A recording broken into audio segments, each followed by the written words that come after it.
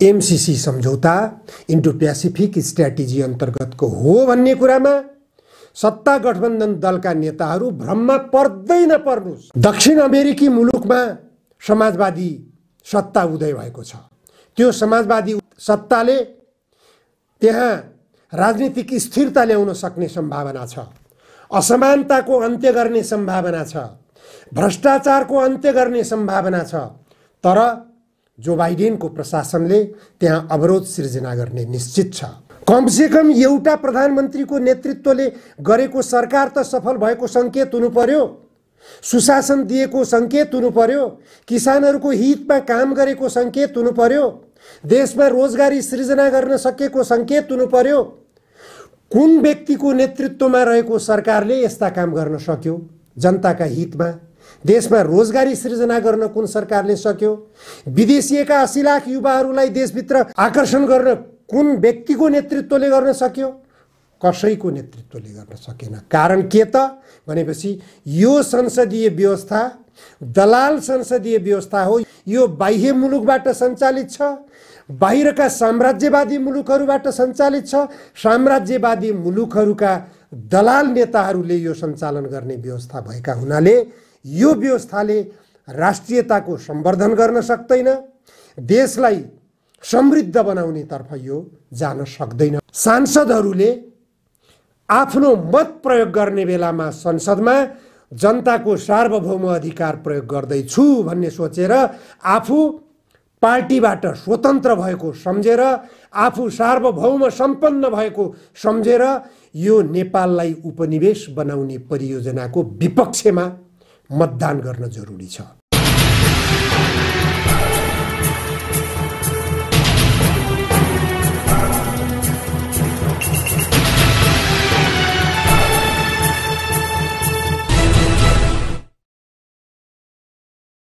नमस्कार, जनधारणा खबरको युट्युब च्यानलमा यहाँहरूलाई स्वागत छ।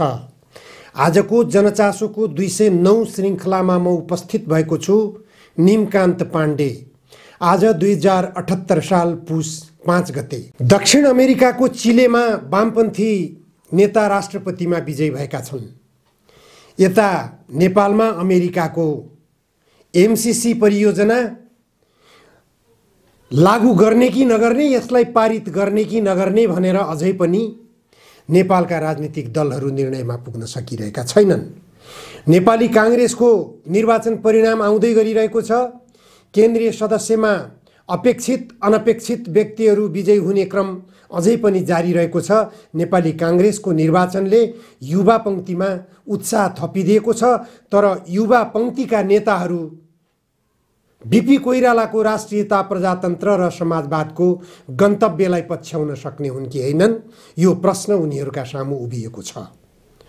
पुराना नेताहरूकै गन्तव्यमा जाने हुन् अथवा नेताहरूले बीपी कोइरालाको बाटो बिरायो भनेर दोष लगाउँदै आएका नेताहरूलाई सबक सिकाउँदै नयाँ गन्तव्य उनीहरूले पछ्याउने हुन्, भोलिका दिनहरूमा स्पष्ट हुँदै जाला। तथापि आज यी विषयहरूभन्दा महत्त्वपूर्ण विषय रहेको छ एमसीसी सम्झौता बारेमा। नेपालले अमेरिकासँग एमसीसी सम्झौतामा दस्तखत गरिसकेको छ। दस्तखत गर्ने बेलामा एमसीसी सम्झौता के हो भन्ने बारेमा तत्कालीन नेपाल सरकारले अध्ययन नगरेर दस्तखत गरेको रहेछ भन्ने कुरा अहिले स्पष्ट भइरहेको छ। प्रचण्ड, शेरबहादुर देउवा स्वयं अहिले गल्ती गरिएछ, गलत ठाउँमा दस्तखत गरिएछ, यो त नेपालको हितमा रहेनछ भन्ने निष्कर्षमा पुगिरहनु भएको छ। यो एमसीसी सम्झौता भित्र्याउने बेलामा पनि शेरबहादुर देउवा र प्रचण्ड सत्ता गठबन्धनका नेताहरू हुनुहुन्थ्यो। उहाँहरूकै नेतृत्वमा सरकार चलिरहेको थियो। उहाँहरूले एमसीसी सम्झौता गर्नुभयो। अहिले आएर एमसीसी सम्झौताका प्रारम्भिक दस्तावेजहरू त ठिक छन्, सुरुमा सम्झौता गर्दाखेरि त ठिक थियो भन्ने कुरो गरिराख्नु भएको छ। उहाँहरूले एमसीसी सम्झौता इन्डो प्यासिफिक स्ट्र्याटेजी अन्तर्गत होइन भनेर अझै पनि वकालत गरिरहनु भएको छ। तर उहाँहरूले एउटा कुरा के सक्नु भएको छैन भनेदेखि अमेरिकाले सन् 2003 मा एमसीसी एक्ट बनाएको छ।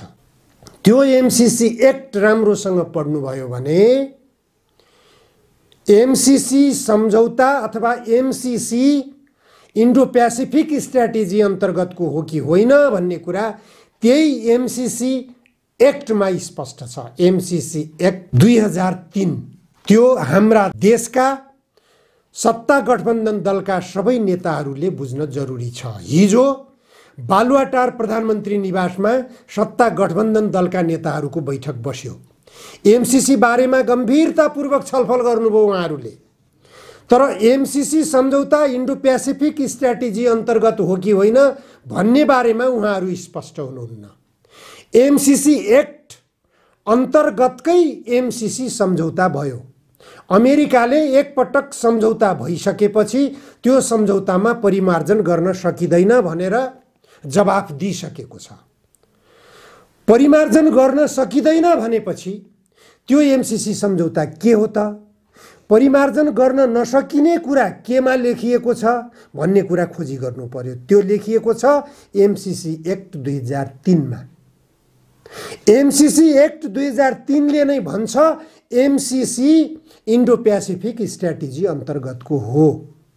र त्यही एमसीसी एक्टमा के पनि भन्छ भनेदेखि अमेरिकाको रक्षा योजनालाई प्रतिकूल असर पुर्याउने गरी गतिविधि गरिरहेका देशहरूमा यो एमसीसी सम्झौता गरिनेछ, एमसीसी लागू गरिनेछ। त्यसको 611 धारा नम्बर 611 मा लेखिएको छ। धारा 601 बाट एमसीसी एक्ट को व्याख्या विश्लेषण गर्दै गएको छ। 619 सम्म प्रावधान छ।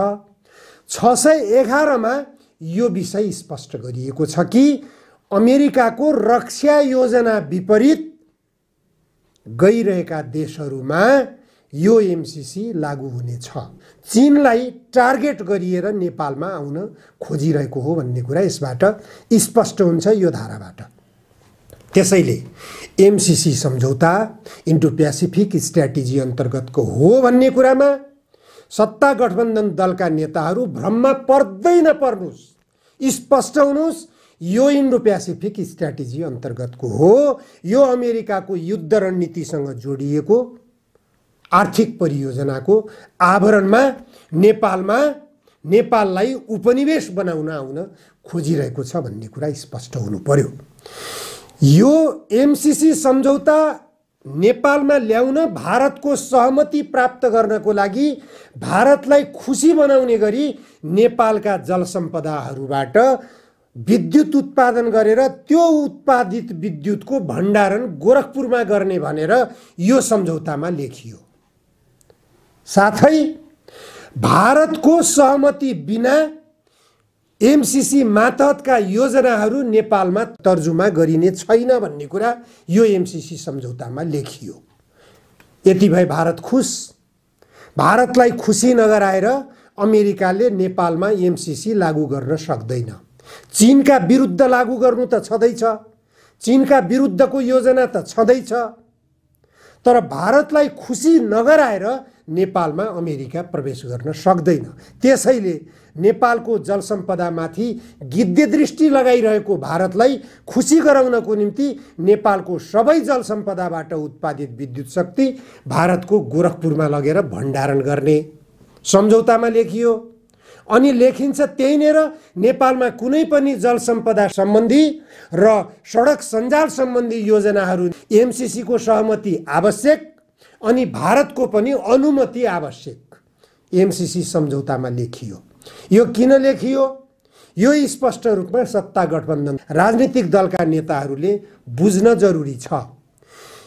यी गठबन्धन दलका कार्यकर्ताहरूले पनि बुझ्न जरुरी छ।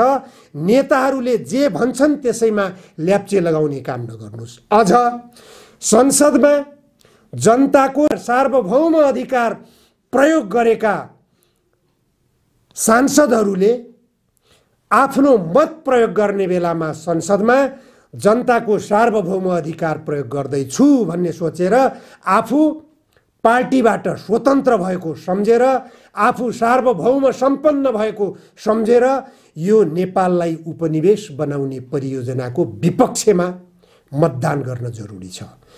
सकेसम्म यसलाई संसदमा प्रवेश नै नगराउने, यदि संसदमा जबरजस्ती प्रवेश गराइन्छ भने यसलाई असफल गराउने जिम्मेवारी सांसदहरूको हो। सांसदहरूलाई सडकबाट यो अनुरोध भइरहेको छ।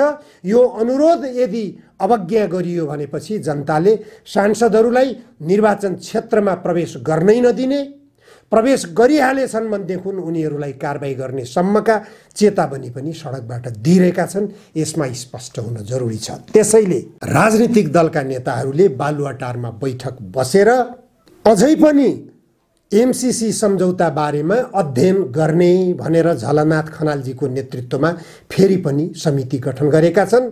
3 सदस्यीय समिति गठन गरिएको छ। समितिलाई अनुरोध छ यो 3 सदस्यीय समितिले एमसीसी एक्ट 2003 अध्ययन गरियोस्। यो इन्डो पेसिफिक स्ट्र्याटेजी मातहतको हो कि होइन भन्ने यसैबाट छर्लङ्ग हुन्छ। यसलाई हामीले विदा गर्नुको विकल्प छैन। एमसीसी सम्झौता नेपालले पारित गर्यो भने नेपालको जलसम्पदा भारतको भयो, नेपालको कानुन संविधान एमसीसी मातहतको भयो, नेपालको सेना एमसीसी मातहतको भयो, नेपालको सरकार एमसीसी मातहतको भयो। यो एमसीसी एक्ट राम्रोसँग पढ्ने हो भने सबै कुरा छर्लङ्ग छ। एमसीसी एक्ट नपढेर एमसीसी सम्झौतालाई यहाँ लागू गरियो भने नेपाल अमेरिकाको उपनिवेश भयो भन्ने कुरा तपाईहरूले बुझ्न जरुरी छ। अब हामी प्रवेश गरौँ दक्षिण अमेरिकाको चिले, जहाँ वामपन्थी नेता राष्ट्रपतिमा निर्वाचित भएका छन्।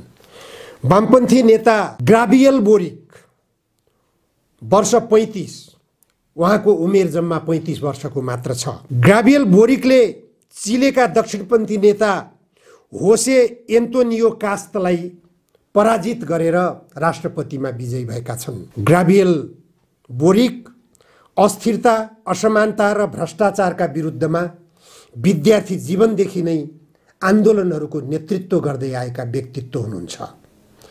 उहाँले चिलेमा वामपन्थीको सरकार अब निर्माण गर्ने निश्चित भइसकेको छ। हालका राष्ट्रपति सेबास्टियन पिनेरासँग उहाँले वार्ता गरिसक्नु भएको छ। म चुनौतीहरूको सामना गर्न तयार छु, म देशको नेतृत्व सम्हाल्न जनताबाट अनुमोदित भइसकेको छु, म हरेक खालका चुनौतीहरूको सामना गर्न तयार छु भनेर हालका राष्ट्रपति सेबास्टियन पिनेरासँग उहाँले संवाद गरिसक्नु भएको छ। यो अमेरिकाका राष्ट्रपति जो बाइडेनको लागि ठुलो चुनौतीको विषय हो। दक्षिण अमेरिकी मुलुकमा समाजवादी सत्ता उदय भएको छ।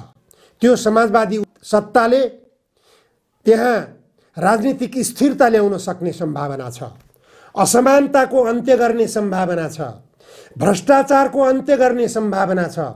तर जो बाइडेनको प्रशासनले त्यहाँ अवरोध सिर्जना गर्ने निश्चित छ। भेनेजुएलामा पनि यसै गरी अमेरिकाको साम्राज्यवादी हस्तक्षेप भइरहेको छ।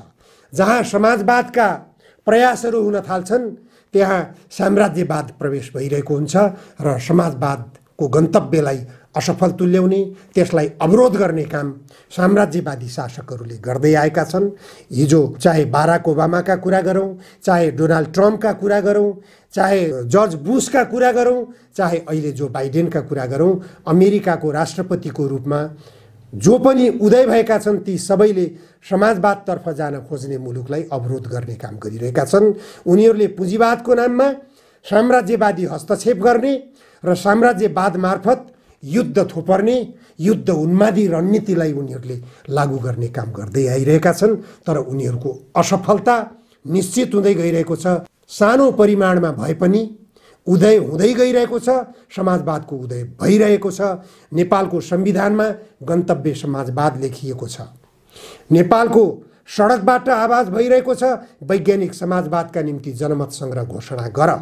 नेपालका संसदवादी राजनीतिक दलका नेताहरू एकपछि अर्को गर्दै असफल भइरहेका छन्।